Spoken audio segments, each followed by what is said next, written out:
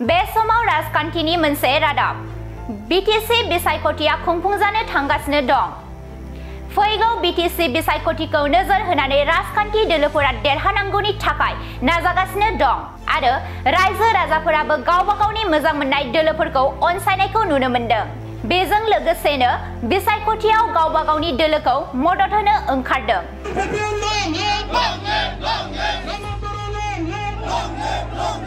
बेबादिनो प्रमद बर' दैदेननाय इउपिपिएल दोलोखौबो रायजो राजाफोरनि अनसायनायखौ नुनो मोनदों आरो इउपिपिएल दोलोआव लोब लोब आखाइ गोरोबफैनायखौबो नुनो मोनदों। बेबादिनो गसाइगाव जमदुवार बियाबावबो गुबुन गुबुन दोलोनि सोद्रोमाफोरा इउपिपिएल दोलोआव आखाइ गोरोबफैदों। नंगौ, सानफा एफा जमदुवार बियाबाव गुबुन गुबुन दोलोनि सोद्रोमाफोरा इउपिपिएल दोलोआव जयेन जाबाय थानायखौ नुनो मोनदों।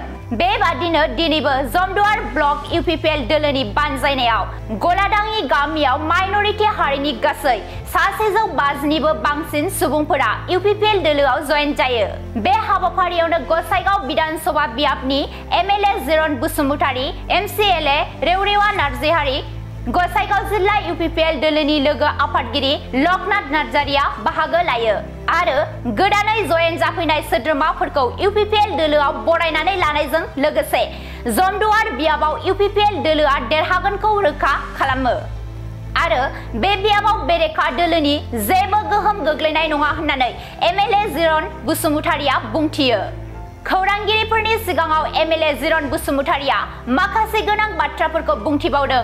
बे समाव आबुङै खोनासंदो। गुबुन गुबुन बियाबाव जेरैबायदि जयनिं हाबाफारिया जागासिनो दङ, थिग बेबादिनो जोंनि जमदुवार बियाबाव थाद'नाय गैयै बहाय कोनो मोनसे सानसेबो थाथ'नाय गैयाजासे रेस्टलेसलि जोङो जयनिं हाबाफारिखौ लानायजों लोगोसे मोनफ्रोमबो जायगायाव जोङो बेबादि हाबाफारिखौ लालांबाय थादों आरो लोगोसेनो दिनै नोंथांमोना नुदों बे 2 नम्बर गलादाङि ओनसोलाव बेवहाय जोंनि बर' पार्टआथ' जोंनि सापर्टार जोबखा।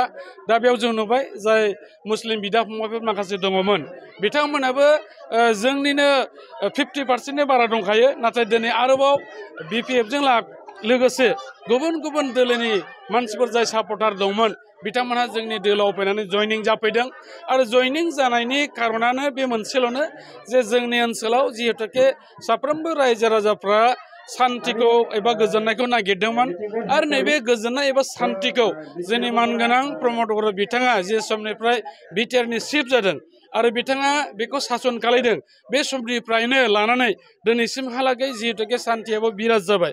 बेखौनो नोजोर बोनानै दिनै बयबो रायजो राजाफ्रा लोब लोबै जोंनि इउपिपिएल दोलोआव फैदों। दा जों मिजिंथिदों निस्सय जे रायजो राजाफ्रा जेखौ लुबैदोंमोन बेखौ सानदोंमोन बेखौ जोंनि इउपिपिएल दोलोनि सरकार एबा प्रमद बर' बिथांनि सानसु आरो सानस्रिजों जे खामानि मावनाय बेवहाय जोङो जाफुंसार होनो हादों आरो लोगोसेयै जों बे खम समनि गेजेराव जोंनि सरकारा रायजोफोरनि उखैनाय गांनायखौ 100आव 100% हायाखैबाबो जोङो 80निफ्राय 90% जोङो सुफुंनो हादों।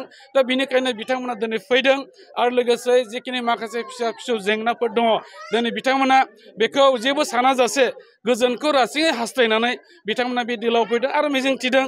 आङो दाखालिबो बुंदों जे जोंनि इउपिपिएल दोलोआ एबार हारसिङैनो जोङो मेजरिटि सिट लानानै प्रमद बर' बिथांनि दैदेननाय आरोबाव खेबसे सरकारा जाबावगोन आरो बिथांखौनो जिहेतुके जोंनि दोलो एबा साफ्रोमबो साननो गोरों रायजो राजा बिथांमोनहा खेबसेबाव आरोबाव चिफ जानो लुबैदों।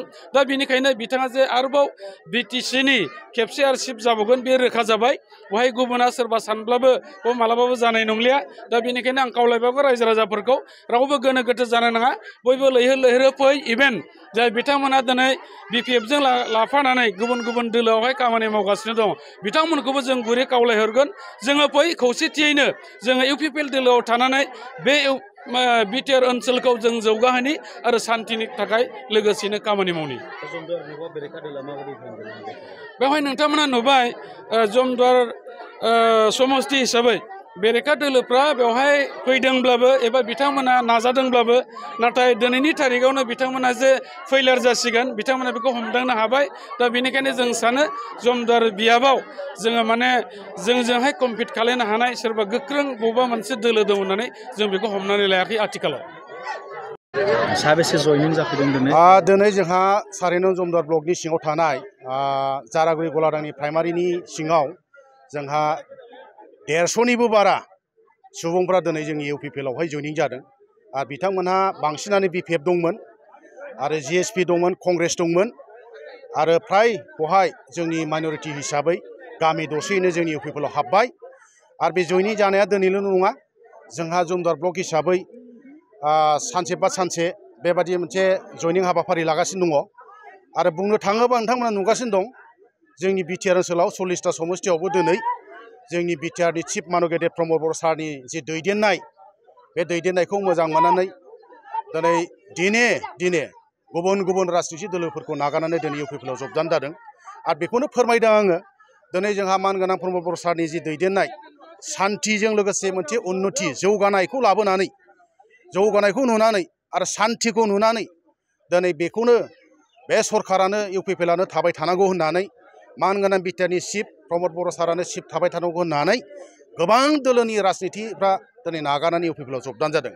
आरो बुंनो थाङोबा दिनै जमदार हिसाबै गुबुन गुबुन राजनितियाव थानाय बिथांमोनहा दिनै नागारनानै बांग्रिंफोर मावनाय बायदि दिनै ग्लोब ग्लोब दिनै जोंनि इउपिपिएल राजनिति दोलोआव हाबगासिनो दङ।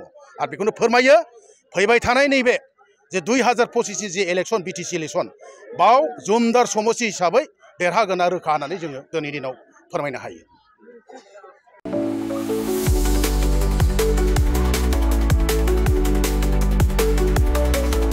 क'क्राझारनि CITआव मुं थिसननो गोसो जानाय फरायसाफोरनि थाखाय मोनसे गोजोनथाव रादाब। सेन्ट्रेल इन्स्टिटिउट अफ टेक्न'लजि क'क्राझारआ 2025-2026 सोलोंथाइ बोसोरनि थाखाय मुं थिसननायनि एन्ट्रेन्स एग्जाम खुंनो थांगासिनो दङ। Diploma, BTech, MTech, bachelor and master of design आरो PhDनि थाखाय एन्ट्रेन्स एग्जाम खुंनाय जागोन।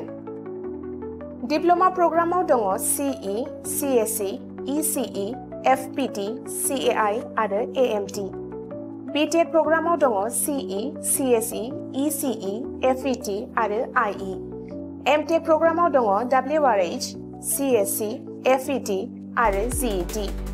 बेचेलर अफ डिजाइन आरो मास्टार अफ डिजाइनआव दङ MCD आरो PhDनि थाखाय CE, CSE, ECE, FET, IE, ME, physics, mathematics, chemistry आरो HSS। बे समाव अनलाइन आर'जलाइ लानाया सोलिगासिनो दङ आरो बियो फैगौ 31 मेसिम थागोन। डिप्ल'मा, बिटेक आरो एमटेकनि एन्ट्रेन्स एग्जामखौ फैगौ 8 जुनाव खुंनाय जागोन आरो PhDनि एन्ट्रेन्स एग्जामखौ 15 जुनाव खुंनाय जागोन।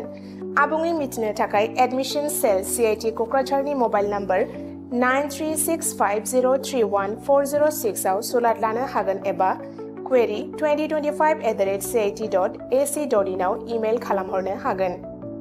बेनि अनगायै cit.ac.in एबा admission.cit.ac.in बे मोननै वेबसाइटआव हाबनानै नायनो हागोन।